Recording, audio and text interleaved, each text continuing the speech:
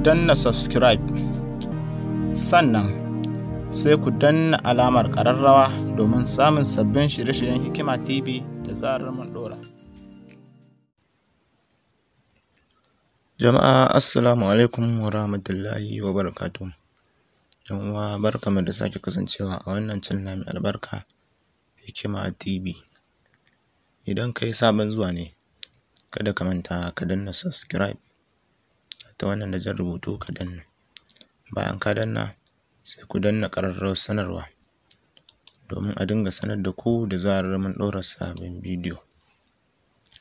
Kada ku manta kuna liking akan bidiyon namu domin yana ƙara mana ƙarfin gwiwa. Haka zalika kuna sharing ɗinsa domin wasu su amfana. Sannan kada ku manta a yanzu a wannan channel ɗin alhamdulillah mun kai matakin da YouTube za su na biyan mu idan har ana tsayawa ana kallon tallan nan da za ku na ganin ta akan kusan kowane bidiyo. Za ku na ga talla tana fitowa wanda take ɗan second 30, in ta ɗan yi kamar minti 1, 2, 3 amma ta sake fitowa ta yi second 30. To wannan tallar da kuke gani tana fitowa ita ce abin da in an kalle ta har ƙarshe YouTube za su biya mu. Saboda haka muna roƙon ku da kuna bari kuna ɗan kallon ta don mu ma mu samu suna ɗan biya mu, muna samu muna ɗan ƙara samun ƙarfin gwiwa wajen sake lalumo muku bidiyoyi masu amfani ko in ce darussuka masu amfani da dai sauransu. To da fatan za ku taimaka kuma na hakan mun gode. Darasinmu da za mu yi insha Allahu darasi ne akan yanda za ku duba idan har ka yi nasarar samun wannan tallafi na federal government da bashin nan da ake bayarwa. To kamar dai yanda kuka sani tun a farko mun yi bayani ko kuma mun yi bidiyo a cikin shafin nan na yanda za ku yi rijista na wannan samun garaɓasa ko kuma samun kuɗin da ake yi ƙarƙashin federal government wanda ake bayarwa. Mun yi bidiyo a kansa kuma mutane da dama alhamdulillah sun yi rijista. Da aka ji labarin tun a karo na farko wato kafin azumi aka yi rijista, wanda bayan azumi kuma sai suka fara biya. Aka biya mutane abin da suka nema aka biya su. Duk da bashi ne amma kuma an biya. To da farko tun a wancan lokacin mutane da yawa ba su yi tunanin akan za a biya ba, ganin yanda abin ya ba da mamaki. Sannan kuma asali domain ɗin site ɗin ba wai domain ne wanda za a ce babban domain ba. Hakan ce ta sa mutane da dama ba su yi gaggawar yin rijista ba, yayin da wasu kuma daga ciki suka yi. To waɗanda suka yi wasu sun samu nasarar samu, wasu kuma ba su samu ba. To waɗanda suka samu, waɗanda suka yi rijista a household ne, wasu kuma sun yi a MSE ne da sauransu. Saboda haka ina fatan kowa zai samu wannan. A karo na biyu kuma shi ne aka yi ta rijista da yawa sosai, wanda shi ne muka muku bidiyo na yanda za ku yi rijista ku karɓi wannan aron kuɗin nan daga federal government ƙarƙashin jagorancin Nasir. Nasir haka ne. To alhamdulillah mutane sun karɓa, sai dai kuma mutane da dama suna tambayar ta yaya za a yi kuma idan an biya kuɗin mutum ya gani, ko kuma ta yaya za a yi mutum ya ga kuɗin nan nasa ya duba idan har sun bashi. To alhamdulillah kamar yadda kuka sani da fari wasu suna turo musu da saƙo ne ta cikin message ta line da ka sa kenan za a turo ma ka yi nasara. Sannan sai su tura ma link a cikin message ɗin wanda za ka bi kansa ka hau ka je ka yi rijista. Idan ka je ka hau ka ga ka sa BVN ka wanda a nan ne za ka ga abin da suka baka da sauransu. To kuma wasu ana turo musu ta email. To sai ya zama na yanzu wani lokacin suka ga an turo saƙon, wani lokacin kuma ba a turo ba. Haka abin yake, sai kai ta jira ka ga shiru. To dalilin haka ne ya sa muka ga ya dace mu kawo muku wannan hanyar da ake dubawa direct, wanda ko sun yi ma message ko ba su yi ma message ba idan ka shiga ka sa BVN ka za ka ga sakamakon ka. Idan sun karɓe ka za ka gani, idan suna kan aiki akan bashin naka da ka nema za ka gani, idan za su biya ka ma za ka gani. Duk da dai sun ce za su ba kowa. Saboda haka yanzu kawai bari in je in nuna muku ita wannan hanya domin ku ga yanda za ku yi. Abin da ake buƙata ga wannan hanya kawai BVN ɗinka ce.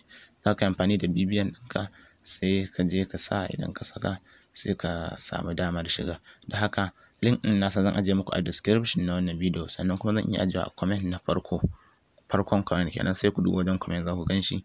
A farko na ce ga link ɗin inda ake dubawa.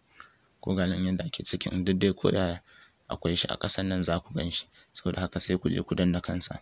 Ni yanzu bari in je in shige shi ta nan domin ku gani. Misali in na shigo nan, wannan shi ne link ɗin gashi nan kuna ganin sa http://covid19.nmfb.com.ng wannan shi ne link ɗin. Saboda haka ni yanzu bari na yi copy ɗinsa. So gashi nan na yi copy ɗinsa zan shiga ta cikin Chrome browser domin na buɗe shi. To yanzu a nan zan jira shi ya buɗe min. Yawwa za ka ga shafin ya buɗe. Gashi nan abin da suka rubuta a ƙasa. Gashi nan saboda haka sai mu iyo ƙasa nan gurbin gashi nan. To waɗannan shi ne abubuwa guda biyu da ake ba da bashin. Na farko akwai SME wanda shi wannan bashi shi ne wanda dole sai manyan kamfanunuwa ko kuma wani ofis ko kuma wata ma'aikatar dai haka wanda za ku iya neman bashi, wanda kuke da rijista daga local government da ko kuma state government, wanda akwai wani lambobi wanda idan har ka yi rijista na kamfaninka to ko wata ma'aikatar ka to kana da wannan lambobin a ciki za a umarta ka saka. Sannan shi ne bashin da ake ɗaukan daga miliyan 5, miliyan 3 zuwa sama za ka iya karɓan wannan bashi. Shi kuma wannan household ɗin wannan na ƙasa shi ne yawanci wanda mutanen mu kowa ya riga da ya amfani da shi, wato kowa ya cike. Saboda haka shi wannan bashi da kuke ganin sa na household shi wannan shi ne wanda duk yawanci kowa wanda ya amfani da shi da wannan lokacin shi cike. Sannan kuma shi ne wanda suke bayarwa domin dokokinsa ba su kai wancan ba. Ba shi da wani dokoki kamar wancan. Don haka yanzu yanda za ku yi, in wannan ka cike SME sai ka shige shi, idan household ka cike to ku na san da yawa household kuka cike domin mafi yawa link ɗin da na ba da wanda na koyawa na household ne kuma shi ne wanda aka fi cikewa. Don haka sai mu shiga household ɗin. To bayan mun shiga sai mu jira. To da zarar mun jira shi gashi nan zai kawo mu nan wurin. To a nan wurin ana ake so ka sa BVN ɗinka. To idan ka sa BVN ɗinka, idan har sun baka to za ka ga sun sa ma approve. Idan suka sa approve to sun riga sun baka, sannan kuma za su nuna maka inda za ka sa account number ka. Da fari za su kai ka shafin da za ka cike wani ƙa'idodinsu wanda suka rubuta, sai ka je ka cike ƙarshe ka yi tick akan ka yadda akan abin da suka rubuta ko kuma suka gaya ma ko kuma suka ɗauka, sai ka danna daga nan ya wuce mataki da kai na gaba. Za ka ga adadin bashin da za su baka da lokacin da za ka biya da yanda za ka na biya. Sannan kuma daga ƙarshe sai su baka wajen da za ka sa account number ka da sauransu bayanai na bankin ka. Sai ka jira zuwa lokaci, da zarar ka jira za ka ji alert kawai idan har sun baka wannan. Idan kuma ba su karɓe ka ba, suna kan aiki akan abin naka, kaga sun ce this BVN is approved. This BVN is pending za su ce ma irin tana riƙe nan, wato sun riga da sun karɓa amma kuma tana riƙe sakamakon suna aiki akan bayanan naka da ka shigar musu. Da haka sai ka jira. Idan kuma ka ce musu, idan ka sa suka ce ma this BVN does not exist, to wannan BVN da ka sa ba ta shiga ba har yanzu. Ba wai muna nufin ba su karɓi bashin ba, a'a ba a zo kanka ba, list bai biyo ta kanka ba.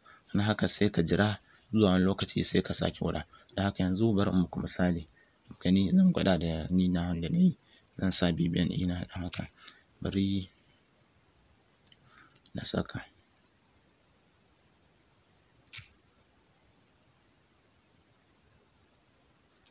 Nan zan kwafo da BVN ɗin na, wannan ita ce BVN ɗin ta, na kwafo ta. To gashi nan anan zan saka BVN ɗin. Gashi nan na sa. Bayan na saka BVN ɗin sai in danna validity BVN. To yanzu anan za mu ga sakamakon da suka bamu. Yawwa to kun ga wannan this BVN details does not exist.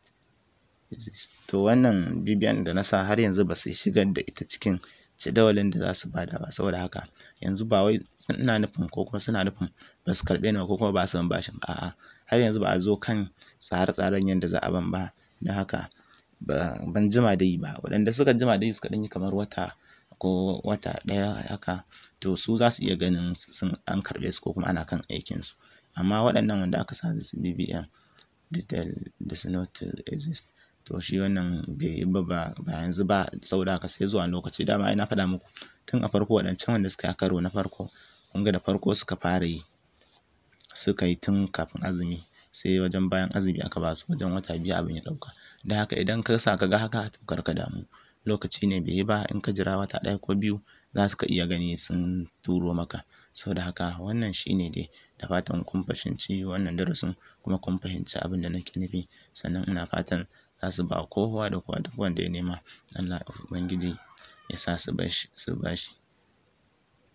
To wannan shine ƙarshen wannan darasin kenan, da fatan kun ji daɗin wannan darasi.